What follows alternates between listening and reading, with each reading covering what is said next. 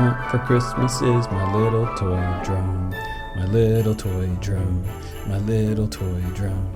All I want for Christmas is my little toy drone. I know, I can't sing. Hello to all my friends around the world. I'm Justin Davis. Welcome to my living room.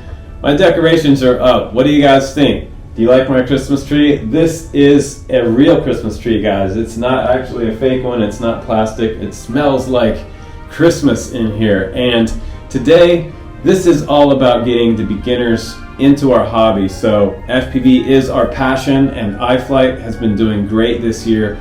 This is a great bundle to start out with. This is the iFlight Christmas Edition A65 Alpha Quad. It is 65 millimeter. It has brushless motors on here. And I did review the full review of this one previously on the channel this year. The biggest difference is that this one has TBS Crossfire on here. So I'm gonna fly it on my Tango 2, but I'm gonna recommend you guys get the XM Plus version and put it on a TX12 for anybody that's starting out in the hobby. If you're already flying, you can get your son or daughter up in the air with this one pretty easy. And I'm gonna recommend the VR004 goggles. They are also running 5.8. This is an analog version, not DJI, so much more cost effective and lower price. But what's cool also is that your new pilot or yourself, you can record your videos to a micro SD card. And once you do that, you can upload them to YouTube and make your own videos. So let's go ahead now, guys, and let's get started flying this. We'll do a flying demo first, and then after that, we'll take a little look at this on the bench. Here we go.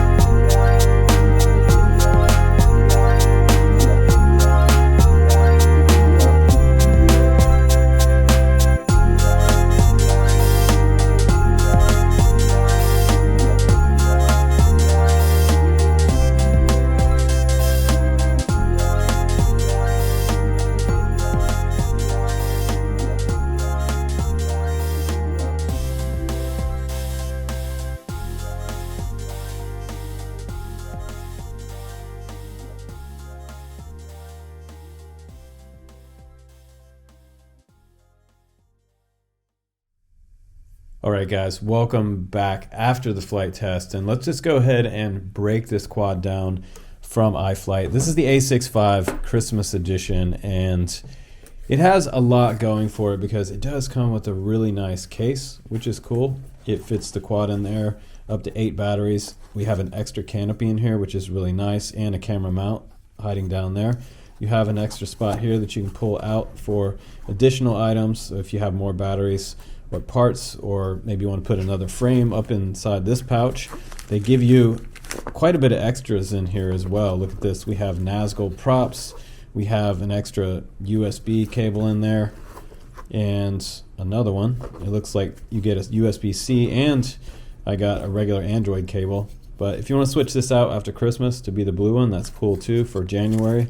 And let's just check out the accessories. We've got the Nazgul props in here, and these are little tiny props that will fit your 65mm quad. So 2 sets of props, 3 including the ones on the quad, which is cool. And these are to fit the 0802 22,000 kV motors. We also have a schematic here of the flight controller, the iFlight F4 Sussex 1S 5 amp AIO whoop diagram for many different receivers on here. It looks like we have RXSR, we have TBS Nano, and the XM Plus. So whichever receiver you decide to go with, if you need to put another one on there, it's nice to have the diagram, motor diagram, 1, 2, 3, 4 motors. Cam, it just plugs right into the back of the camera there. And we have a 50 milliwatt VTX, which I love on here. So it looks like 2 UARTs are available on that flight controller as well. Now you also get a little accessories bag, and you have a little tiny screwdriver in here. You've got a little charger, which is super compact. It has the PH 2.0 connector on here for those batteries. Also, if you want to fly a little larger battery, I'd recommend the All-Line One S450. You can take a zip tie or even a little tiny strap and just strap this to the bottom of the quad.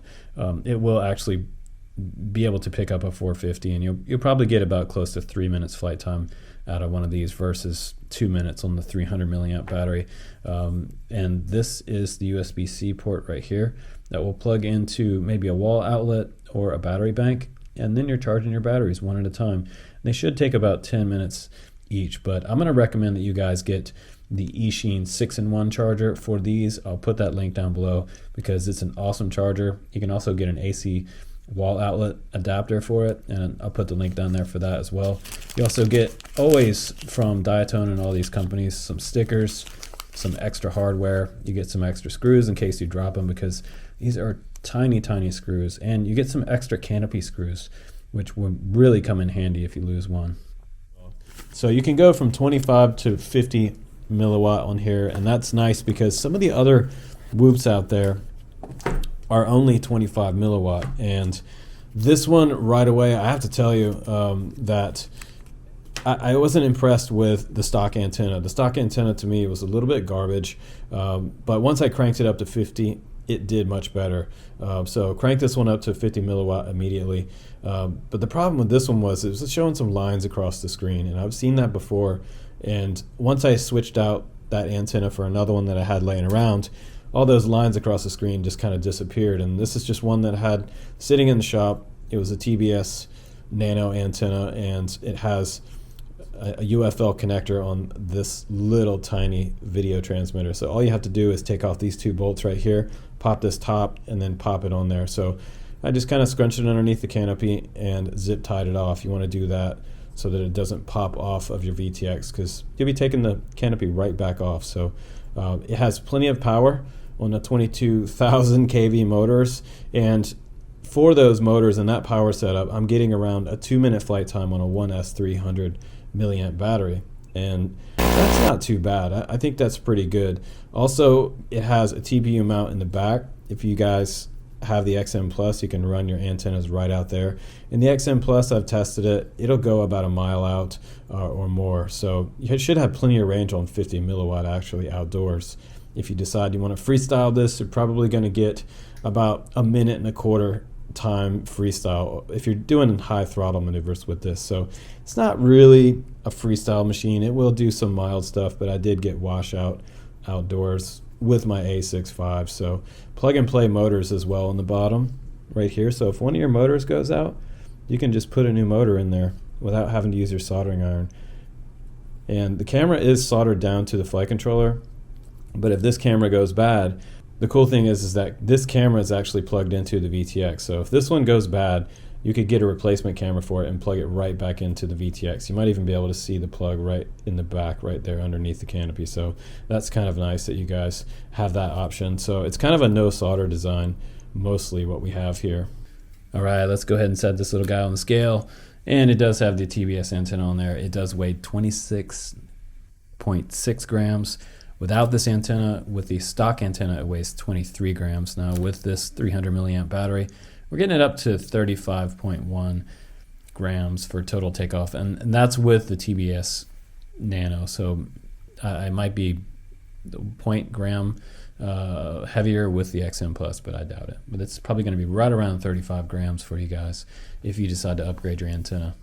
And as far as the durability goes, this little frame is extremely durable. You can see it's super flexible here. When it does bang into things around the house, it's not that brittle plastic like we used to have a couple years ago.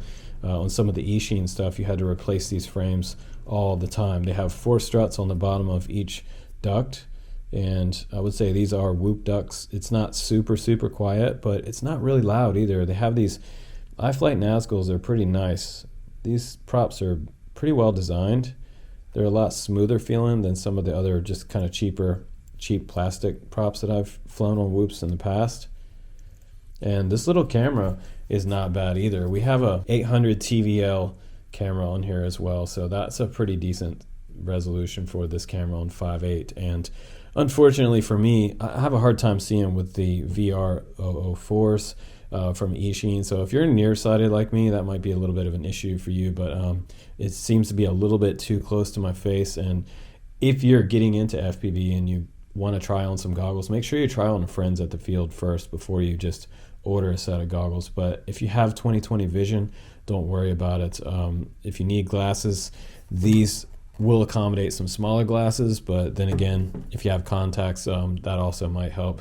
The TX12 though, again, is gonna be my recommended transmitter as well. This is awesome. It has two 18650s in the bottom. Let me just show you that little hatch down there. We've got open TX on this baby, and enough switches on here to be able to have your arm switch.